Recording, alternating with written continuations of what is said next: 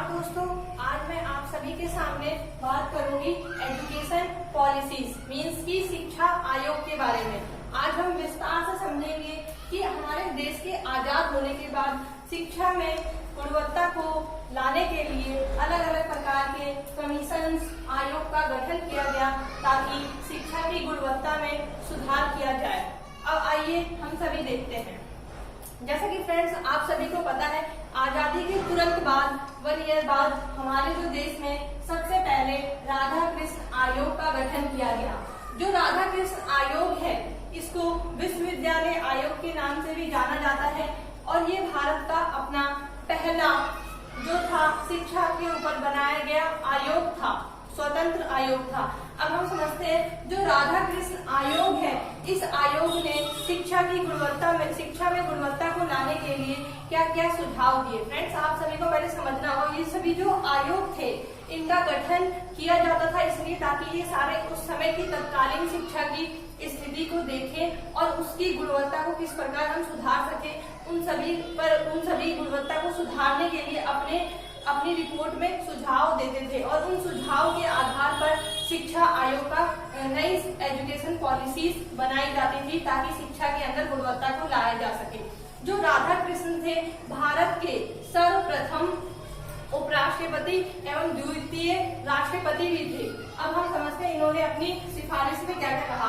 राधा कृष्ण आयोग का गठन हुआ था 1948 में, 1948 में, और इन्होंने अपनी रिपोर्ट 1949 1 ईयर में 1949 में हमें सबमिट कर दी थी। अब इसके जो रिपोर्ट थी उसमें क्या सुझाव दिए गए, अब हमें वो समझना होगा। सबसे पहले राधा कृष्ण आयोग ने जो बात की थी, जो आयोग था, इस आयोग जो पूरा आयोग था विश्वविद्यालय शिक्षा पर केंद्रित था, इसीलिए इसका नाम विश्वविद्यालय शिक्षा आयोग भी पड़ा। इस आयोग का जो पूरा फंक्शन था वो किस पर बेस्ड था, विश्वविद्यालय शिक्षा पर। सबसे पहले इन्होंने बात बोली कि अगर हमें शिक्षा के अंदर गुणवत्ता को लाना है तो उसके लिए सबसे पहले शिक्षा को हमें समवर्ती सूची में शामिल करना पड़ेगा। शिक्षा के अंदर सिर्फ मात्र केंद्र सरकार ही नहीं बल्कि राज्य सरकार को भी शामिल करें और दोनों ही सरकार के अथक प्रयास से शिक्षा के अंदर गुणवत्ता को क्या किया जाए, लाया जाए। तो सबसे पहला आपको फ्रेंड्स याद रखना पड़ेगा, शिक्षा को समवर्ती सूची में लाने की सिफारिश किसने की, राधा कृष्ण आयोग ने। जो सेकंड था, इन्होंने बात करी कि शिक्षा के अंदर गुणवत्ता को बढ़ाने के लिए यूजीसी का गठन होना चाहिए। यूजीसी की फुल फॉर्म होती है विश्वविद्यालय शिक्षा अनुदान आयोग। इन्होंने जब सिफारिश करी तो 1953 में यूजीसी का गठन हुआ, लेकिन वर्तमान में यूजीसी की जगह एनटीए को दे दिया गया है। तो थर्ड है, इस कमीशन की जो सिफारिश थी उसमें बोला गया था कि जो हमारी राष्ट्रीय आय है उसकी कुल आय का 6% जो होना चाहिए वो शिक्षा पर खर्च होना चाहिए। ये बात किसमें कही थी, विश्वविद्यालय शिक्षा आयोग में।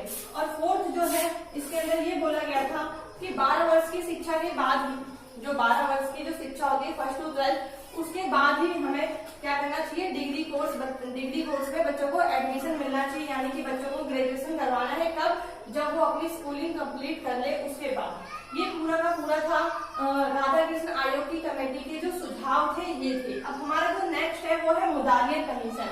ये जो मुदालियत कमीशन है ये 1952 में आया था और इसने अपनी रिपोर्ट 1953 में सबमिट की थी। अब इसकी कुछ अचीवमेंट है जो फ्रेंड्स आपको एक करके याद रखना पड़ेगा। जो राधा कृष्ण आयोग है ये टोटली बेस्ड है विश्वविद्यालय पर, और जो मुदालियत कमीशन है ये जो कमीशन है, ये कमीशन की सबसे बड़ी जो कमीशन है इसका फंक्शन क्या था, इसने माध्यमिक शिक्षा पर क्या किया, अपनी सिफारिश दी, इसीलिए इसको माध्यमिक शिक्षा आयोग के नाम से भी जाना जाता है। अब सबसे पहले इसकी जो अचीवमेंट है हमें वो समझना होगा। अचीवमेंट में सबसे पहले जो मुदालियत कमीशन है उसने ये बात कही कि हमें मल्टीपल स्कूल खोलने चाहिए। मल्टीपल स्कूल को भी 2 टाइप्स में डिवाइड किया गया। मल्टीपल स्कूल में कि एक तो स्कूल में बच्चों को एजुकेशन तो प्रोवाइड करना ही करना है, पर उसके साथ साथ बच्चों को टेक्नोलॉजी की भी नॉलेज देनी है, तकनीक का भी क्या करना चाहिए बच्चों के अंदर। हमें बच्चों की क्वालिटी को इम्प्रूव करने के लिए उन्हें टेक्नोलॉजी को भी समझना होगा। ये इसकी सेकेंड अचीवमेंट थी। थर्ड इसकी जो अचीवमेंट थी वो इन्होंने सबसे पहली बार ये बात कही कि जो टीचर्स है, जो अध्यापक है, उनको प्रशिक्षण करना चाहिए, तभी वो अध्यापक स्कूल में जाके पढ़ाएं। उसके लिए अगर टीजीटी है तो टीजीटी के लिए उनको 1 ईयर का बीएड करना चाहिए, उसके बाद ही वो टीजीटी टीचर्स बन सकते हैं। और पीजीटी है तो एमए के बाद 1 ईयर का बीएड करके वो पीजीटी, ये क्वालिफिकेशन की बात पहली बार किसमें की गई, मुदालिर कमीशन में, ताकि शिक्षक भी क्या हो, गुणवत्तापूर्ण हो। ये थी मुदालिर कमीशन की अचीवमेंट। अब इसकी कुछ कमियां थी, वो कमियां ये है कि इन्होंने प्राथमिक शिक्षा को इग्नोर कर दिया, उसके ऊपर कोई फोकस नहीं किया और कोई ध्यान नहीं दिया और प्राथमिक शिक्षा को पूरी तरह से नेग्लेक्ट कर दिया। ये जो थी इसकी कमियां थी। नेक्स्ट जो हमारा कमीशन आता है वो आता है कोठारी कमीशन। फ्रेंड्स, सभी कमीशन के जो नाम रखे गए हैं वो उसी व्यक्ति का नाम रखा गया है जिस व्यक्ति ने इसकी रिपोर्ट तैयार करी है। तो जो कोठारी कमीशन है ये बनाया गया हमारे दौलत राम कोठारी के द्वारा जो है ये कमीशन बनाया गया, इसीलिए इसको कोठारी कमीशन कहते हैं, दौलत सिंह कोठारी। और ये जो कमीशन है ये 1964 में आया और इसने अपनी रिपोर्ट 1966 में दी। और ये कमीशन सबसे इन सभी कमीशन में देखा जाए तो ये कमीशन हम कह सकते हैं कि काफी इसने बहुत अच्छा वर्क किया। अब समझेंगे कि कोठारी कमीशन की अचीवमेंट क्या है।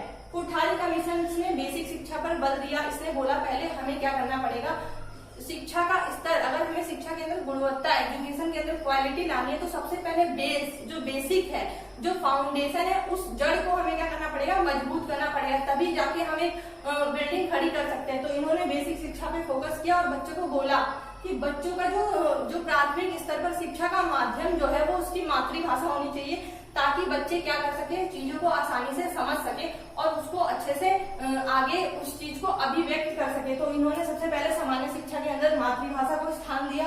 दूसरा, जो कोठारी कमीशन है उसने त्रिभाषा सूत्र का क्या किया, फॉर्मूला दिया। त्रिभाषा सूत्र के अंदर फ्रेंड्स आप सभी को समझना होगा, जो फर्स्ट लैंग्वेज होती है उसमें हम बच्चों को वो लैंग्वेज पढ़ाते हैं जो उसकी मातृभाषा हो, और सेकंड लैंग्वेज जो होती है ग्लोबल लैंग्वेज होती है, और थर्ड लैंग्वेज क्या होती है, कोई भी शास्त्रीय लैंग्वेज हो सकती है जो कि स्टेट जो है वो बच्चों को पढ़ाए।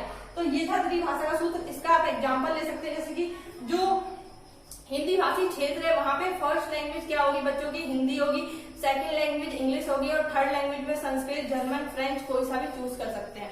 और जो नॉन हिंदी क्षेत्र है वहां पे, जैसे आप साउथ के क्षेत्र ले सकते हो, वहां पे फर्स्ट लैंग्वेज क्या होगी, उनकी तमिल होगी, सेकंड लैंग्वेज उनकी भी इंग्लिश होगी और थर्ड लैंग्वेज में वो अपनी किसी भी क्षेत्रीय लैंग्वेज को एक्सेप्ट कर सकते हैं। तो ये था त्रिभाषा सूत्र। उसके बाद जो कोठारी कमीशन उसने 10+2+3 का फॉर्मूला दिया था। 10+2+3 को समझेंगे क्या है, 10+2+3, 10+2+3 का मतलब है 10 में आपके आ जाएगी फर्स्ट टू 10 तक की एजुकेशन, 2 में आ जाएगा 11, 12 और 3 में आपकी 3 इयर्स की क्या हो जाएगी, ग्रेजुएशन।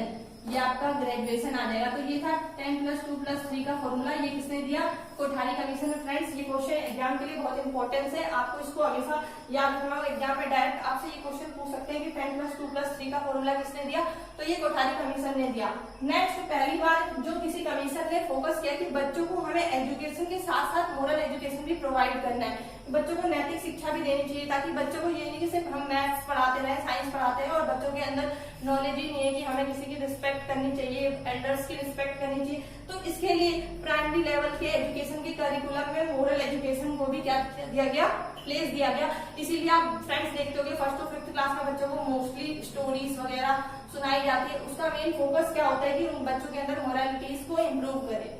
नेक्स्ट है, इन्होंने पहली बार कृषि विज्ञान पर की, इन्होंने बोला कि बच्चों को हमें एजुकेशन के साथ साथ एग्रीकल्चर की भी नॉलेज देनी चाहिए, क्योंकि जो हमारा देश है वो कृषि प्रधान देश है और कृषि प्रधान देश होने के साथ साथ बच्चों को एग्रीकल्चर की नॉलेज होनी चाहिए, ताकि बच्चे क्या कर सके, एग्रीकल्चर को और ज्यादा प्रमोट करे और उसे समझे, उनकी इम्पोर्टेंस को समझे। और उसका एक सेकंड रीजन ये भी था कि जिस समय ये कमीशन आया था उस समय हमारे देश में अकाल पड़ा हुआ था और हरित क्रांति की, उस समय हरित क्रांति भी आई हुई थी। इस वजह से हमारे करिकुलम में कृषि एग्रीकल्चर को शामिल किया गया, ताकि हम एग्रीकल्चर को प्रमोट कर सके, जिससे कि हमारे जो देश के हमारे देश का जो एग्रीकल्चर है, प्रोडक्शन है, वो और भी ज्यादा इंक्रीज हो।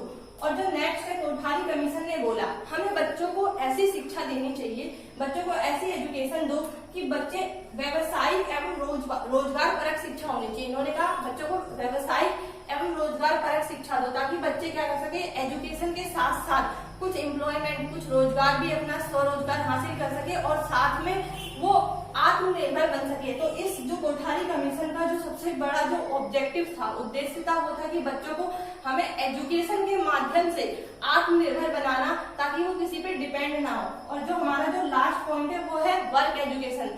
कोठारी कमीशन ने बोला कि बच्चों को हमें सिर्फ और सिर्फ रटना नहीं सिखाना है, हमें बच्चों को ऐसी एजुकेशन देना है कि बच्चे क्या करें, वर्क कार्य करके और उससे अनुभव लें और सीखें, जिसे वर्क एक्सपीरियंस कहा जाता है। इन्होंने प्राथमिक लेवल के करिकुलम में वर्क एजुकेशन को भी क्या किया, शामिल किया। तो फ्रेंड्स, ये सभी बातें जो थी वो सारी की सारी शिक्षा आयोग पर थी। अब मेरा आप सभी से एक क्वेश्चन है, जो न्यू एजुकेशन पॉलिसीज है करंट में, वो कब आई और किसके द्वारा इसकी रिपोर्ट प्रस्तुत की गई? अगर आपको इस क्वेश्चन का आंसर आता है तो आप मुझे कमेंट बॉक्स में कमेंट करके बता सकते हैं। Thank you very much. अगर आपको मेरी वीडियो पसंद आए तो you can like me and you can subscribe me.